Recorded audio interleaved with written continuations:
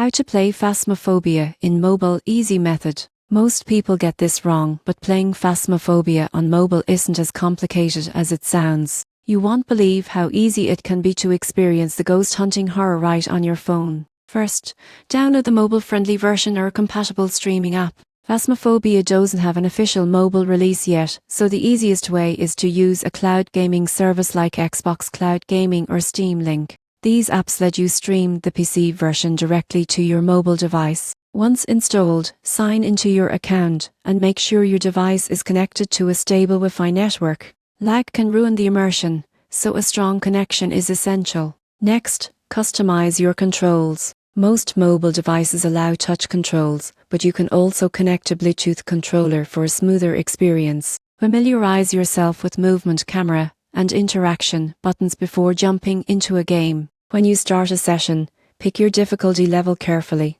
Beginner or intermediate is recommended for your first mobile playthrough since small screens make spotting ghost activity harder. Use your flashlight and other ghost hunting tools strategically. Remember, communication is key in Phasmophobia. If playing multiplayer, use voice chat or an external app like Discord to coordinate with teammates. Ghost behavior won't change, but effective teamwork increases your chances of surviving the hunt. In conclusion, playing Phasmophobia on mobile involves using cloud gaming or streaming apps, setting up controls, maintaining a strong internet connection and coordinating with teammates. Follow these steps and you enjoy the full ghost hunting experience right in the palm of your hand.